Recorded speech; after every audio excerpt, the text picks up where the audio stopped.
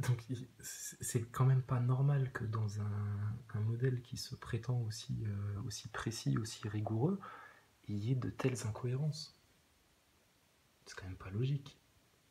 J'ai envie de dire, si on réfléchit juste en termes de logique, le mouvement de la Terre plate là, qui est en train de prendre de l'ampleur, hein, malgré ce que les trolls disent sur Internet, que c'est déjà plié d'avance, que non, parce que sinon ils seraient pas encore là à poster des commentaires. Je te jure, j'ai posté une vidéo 24 heures après, il y avait tous les globeux de France là en train de t'insulter.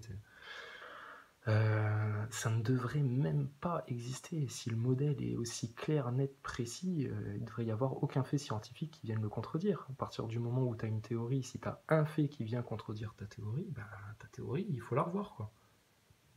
Et mais bien sûr, c'est très difficile à avaler parce que ça voudrait dire que la NASA est une énorme arnaque, que les mecs qui font des études d'astrophysique, etc., on leur met tellement la tête dans une réalité qu'ils sont même pas capables de réfléchir par eux-mêmes et puis de constater les putains d'incohérences qui font que il y a autant de gens, et ça va être de plus en plus, hein, qui sont en train de prendre conscience qu'en fait la Terre est plate et que Dieu existe et que machin.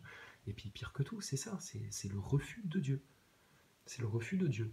On ne veut pas admettre que Dieu existe et donc cette Terre plate, torche-toi le cul avec et dégage, quoi.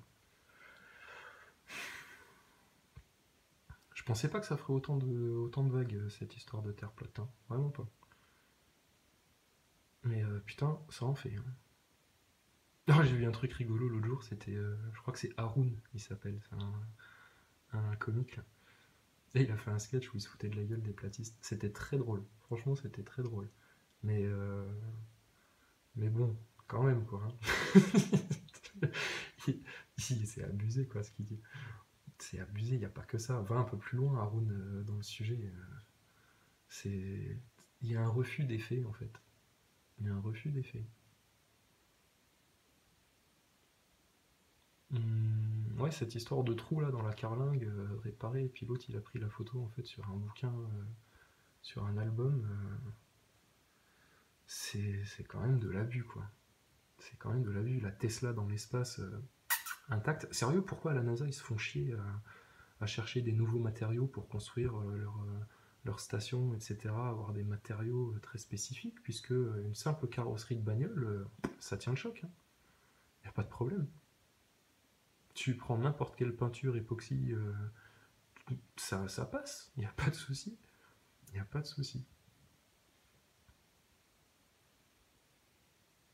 J'ai juste une question toute bête là, tu vois. Quand tu es en impesanteur, le système digestif humain il fonctionne de telle manière que tu as le pylore, donc ça va dans ton estomac, et puis tu as toute la masse des aliments qui est dans ton estomac. À un moment donné, ça appuie sur le pylore, et puis paf, tu passes à la prochaine étape de digestion. Tu vois, ça va dans la suite du tuyau. Si tu n'as pas ta masse qui appuie sur le pylore, la digestion, elle se passe très mal en fait. Explique-moi comment les mecs ils peuvent rester 6 mois en apesanteur, bouffer, aller chier, etc. Et puis ils ont aucun problème d'estomac, aucun problème avec leur pylore, parce qu'ils sont surentraînés. Ah, putain, c'est des yogis en plus d'être astronautes alors, hein. Les mecs ils contrôlent tout, hein. La pulsation cardiaque, le pylore de l'estomac, ils prennent des cours de yoga les mecs, hein. Ça, plus ça, plus ça, plus ça, quoi. Les joints, les joints dans la station, il y a forcément des joints quelque part. Ils les changent jamais. C'est des joints éternels. Ça pose pas de problème. Il y avait un truc, putain, ça me fait chier d'aller rechercher ça parce que, pareil, hein, je cherche pas à convaincre les mecs qui sont persuadés que la Terre est ronde. S'ils ont envie de continuer à croire à leur doudou là, et puis à sucer leur pouce, qu'ils y aillent. Mais putain, je suis désolé, moi j'ai vu des trucs, ça me choque quoi. Ça me choque. Voilà, Thomas Pesquet, à un moment donné, il nous fait visiter la station ISS. Tiens, on va s'en faire un de petit Thomas Pesquet, là, à un moment donné.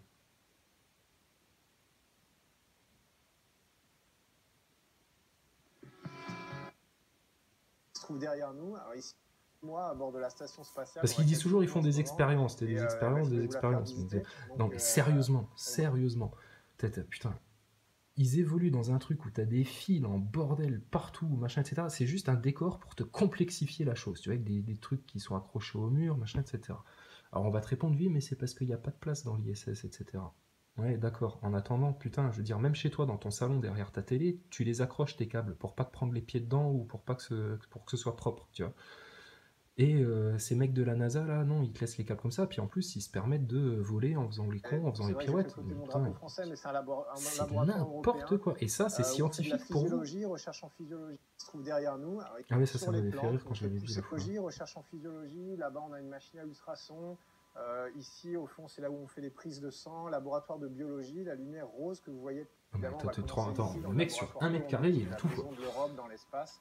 Et derrière moi, c'est vrai que j'ai fait flotter mon drapeau français, mais c'est un laboratoire européen où on fait de la physiologie, recherche en physiologie. Là-bas, on a une machine à ultrasons. Ici, au fond, c'est là où on fait les prises de sang. Laboratoire de biologie, la lumière rose que vous voyez. Machine à ultrasons. Donc, ouais, ça fait classe. Hein. C'est comme si tu disais que tu avais un rayon laser. Mais franchement, qu'est-ce que tu fais avec des ultrasons dans ta station?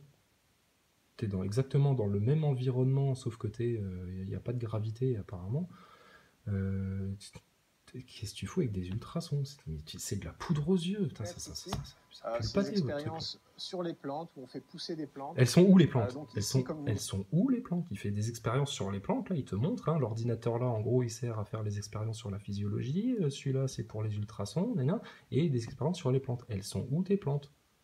Vous voyez, on utilise toutes les Il surfaces pour t'embrouille faire de la grave, recherche. c'est de l'embrouille. On va maintenant se diriger vers le laboratoire japonais. C'est de l'embrouille. Et sérieux, rester droit comme ça quand t'es en impesanteur, tu vois, ou une simple petite impulsion. Mais non, ton corps, je suis désolé, va faire le test la prochaine fois que tu vas dans une piscine. Ton corps, de manière réflexive, il se recroqueville. Il ne devrait pas avoir les jambes droites comme ça. Ça fait mal au dos en fait.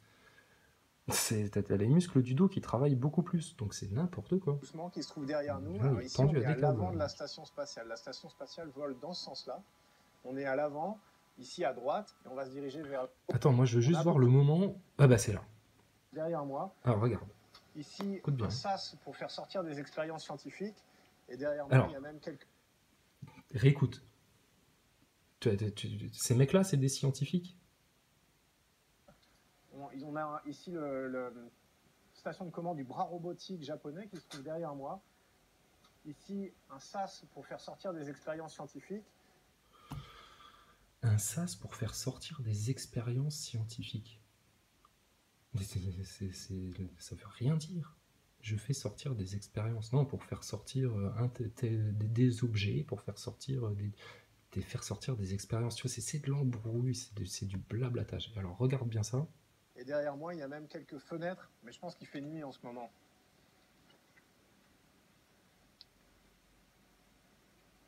Et c'est la nuit pour l'instant dans l'espace, mais dans 1h30, il fera jour. Peut-être quand on reviendra. Ce mot... Attends. Le mec est dans une station spatiale. Et il sait pas... je sais pas, il a bien l'heure sur sa montre, ou ils ont bien des repères de temps en fait dans leur journée.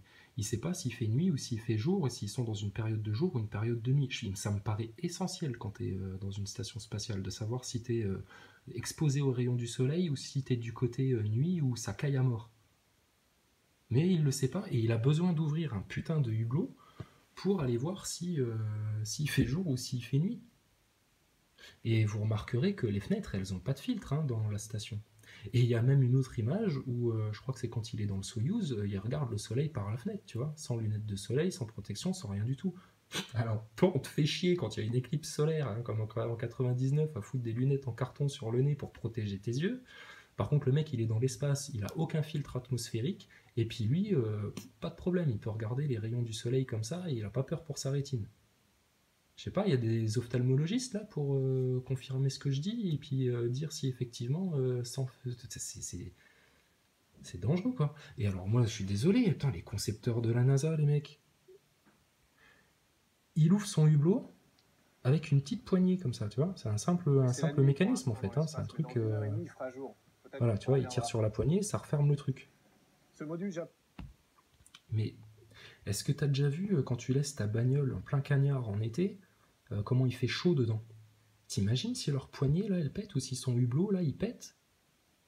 et que dans 1 heure et demie, là, quand il va revenir et qu'il fera jour, le soleil il tape en plein dedans, eh ben putain, je sais pas s'il va encore en faire beaucoup des expériences là, parce qu'il va faire une chaleur à crever là-dedans. Ils sont dans un environnement qui est hautement instable, hautement dangereux, etc. Et puis, mais pareil, ils évoluent à 400 km d'altitude. Il n'y a aucun débris de satellite à 400 km d'altitude. Et à 400 km d'altitude, tu as encore 80% de la gravité qui s'applique. Donc ça veut dire que pour échapper à la gravité, tu es obligé de te propulser à pleine vitesse. Hein. Tu es obligé de te propulser pour atteindre les 28 000 km/h auxquels ils sont censés faire leur rotation autour de la Terre. Avec quel carburant ils font ça? Avec les panneaux solaires? Ah, putain, ils ont des technologies à la NASA qui seraient bien utiles sur Terre, hein, plutôt que d'aller faire des expériences avec des ultrasons, je sais pas quoi, ben vas-y, file tes panneaux solaires là, qu'on dégage le pétrole. Parce que si t'es capable de faire ça, c'est impressionnant. Et puis, bref, moi j'avais vu ça, je vous dis, à l'époque bah, où il y était, hein, sur sa station, et il y avait des trucs qui m'avaient fait halluciner, quoi. Et c'est les Japonais sont les seuls qui ont pensé à ça initialement pour un module, juste pour entreposer énormément de choses, et ça c'est super pratique.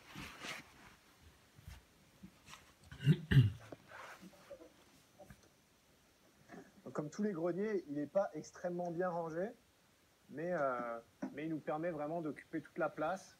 Et c'est les Japonais sont les seuls qui ont pensé à ça initialement pour un module, juste pour le stockage. Les Japonais sont les seuls qui ont pensé à faire un module juste pour le stockage. Putain.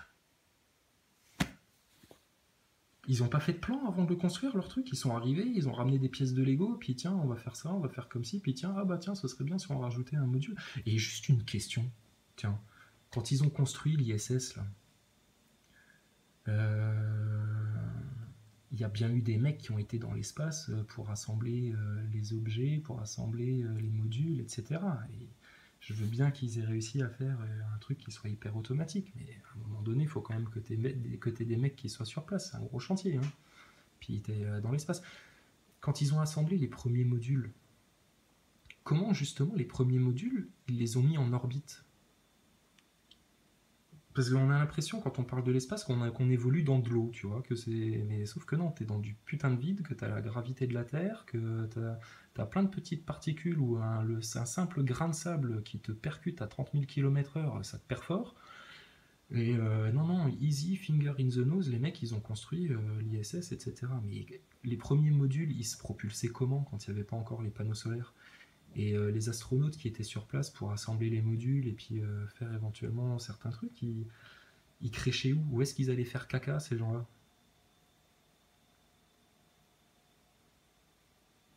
C'est pas cohérent. C'est absolument pas cohérent. Donc là, les Japonais, ils ont une grande idée, ils se sont dit, tiens, si on allait faire un module où on peut ranger tout notre bordel. Franchement, pour la NASA, on s'attend quand même à des trucs un petit peu plus rigoureux, quoi. Honnêtement, mais il faut que ce soit réalisé sans trucage, avec huissier, et puis un truc constaté, hein, parce que aller sur internet, il n'y a pas d'image en fait de mecs qui sont en combinaison d'astronautes dans un caisson 0 bar là où tu peux faire le vide, qui sera toujours très différent du vide de l'espace, hein, qui apparemment est beaucoup plus vide que la plus bonne de tes copines, tu vois, que le vide que tu peux faire sur Terre. Donc bah, Thomas, en tant que Français, je te demande de bien vouloir prendre une combinaison d'astronaute, hein, la même que celle qui t'a permis de faire tes sorties extravéhiculaires. Et à la NASA, il y a ce grand caisson de vide où on peut faire le vide. Là, c'est apparemment une espèce de gros hangar. Là, j'avais déjà vu des images aussi où ils arrivent à faire un vide de dingue. Hein. Bah, prends ta combinaison et puis reste 2 heures là-dedans. Qu'on voit si ta combinaison elle gonfle, si tu survis déjà. Si tu survis, parce que la seule image qu'on trouve sur internet d'un astronaute ou d'un mec qui teste une combinaison dans un caisson de vide, le gars au bout de 30 secondes il tombe dans les pommes, hein, parce que c'est du vide justement, c'est du vide, et t'es séparé Je suis désolé, ils sortent de la station, ils vont dans l'espace où c'est de l'ultra vide. Leur combinaison, elle est remplie d'air. La combinaison, elle devrait être gonflée au taquet tellement qu'ils pourraient même plus plier les bras, même plus plier un doigt, etc. Il y a aussi un autre truc sur lequel j'étais tombé là, quand je regardais, et j'ai regardé les arguments pro Terre plate et les arguments contre Terre plate, hein, et j'ai fait mon choix en âme et conscience, et en laissant même de côté cette histoire de Dieu et de foi et de croyance, parce que je veux dire, étant donné que je suis croyant déjà à la base, moi, que la Terre soit plate ou qu'on se vive dans un cosmos avec plein de planètes et que ça tourne autour du Soleil, etc., les deux, d'un point de vue de croyant, les deux me vont très bien. Donc, j'ai pas choisi un camp plus que l'autre parce que j'étais croyant. Non, j'ai choisi un camp, si on peut parler de camp, hein, parce que je veux pas diviser les gens, mais j'ai choisi un camp parce qu'à un moment donné, effectivement, il y a des faits qui interpelle, quoi. Qui interpelle. Ouais, du coup, je perds le fil. Putain, j'arriverai jamais à faire une vidéo qui soit pas décousue.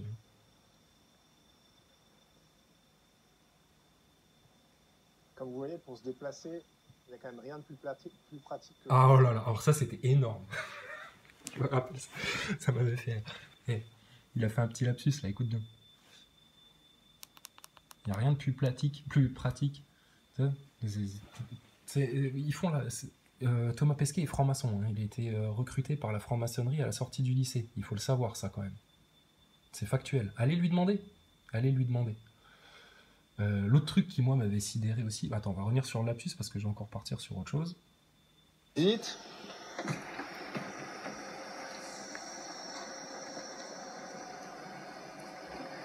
Comme vous voyez, pour se déplacer, il n'y a quand même rien de plus pratique que flotter. Connard. Thomas, t'es un connard. Et je vais même vous dire encore autre chose pour l'histoire du... Il y a des fois où ils tirent sur le bras, ou même leur tête, en fait. Leur tête, elle est censée être en apesanteur. Tu vois les muscles de leur cou. Alors oui, bien sûr, pour bouger ta tête, il faut faire bouger les muscles du cou. Je vois déjà tous les globeux qui vont me dire oh, « tu comprends rien, t'es vraiment une burne, etc. » Oui, je suis d'accord. Mais ta tête, elle est censée ne plus rien peser. Observe bien, sérieux, putain. Donc ici, on est toujours à l'avant de la station, mais à l'avant à gauche. Et maintenant, on va descendre vers l'arrière de la station et je vais essayer de vous montrer tous les modules. Donc c'est le node 2, le nœud numéro 2. Ici, là, c'est ici, disposé tout autour de la circonférence, c'est nos couchettes.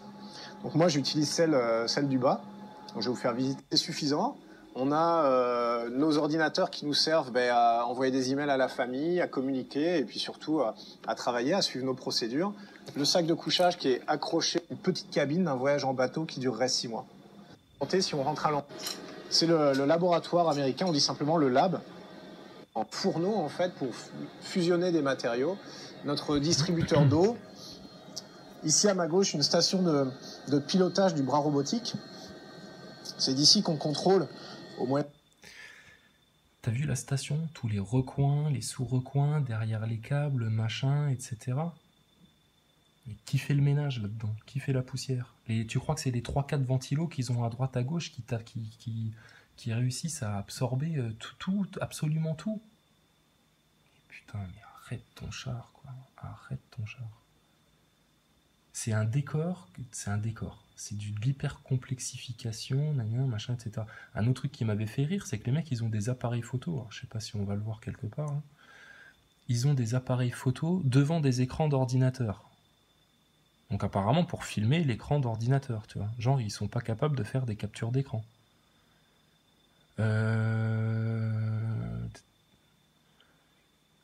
Pour un truc pareil, un engin pareil, il faudrait une maintenance permanente. Il devrait avoir des dégâts tout le temps, des petits micro-cailloux qui viennent faire des trous dans leur carlingue. Vraiment le carrefour de la station. Enfiler ces scaphandres, qui pour l'instant sont vides, et préparer tous les équipements, installer tous les équipements avec lesquels on sortira, ouvrir le sas et basculer la tête la première dans l'espace. Donc ce module, il est dédié aux sorties extravéhiculaires. De l'autre côté, donc ici, on a toujours l'avant de la station par là, l'arrière. On va dire, c'est là qu'on fait avoir une force qui nous retient à la ceinture et aux épaules. Enfin, je sais pas, même dans la présentation du truc, quoi. Les mecs passent leur temps à faire des interviews, des duplex, etc. Et toujours pour raconter les mêmes choses, qu'ils font des expériences, qu'ils peuvent faire des pirouettes en l'air, etc.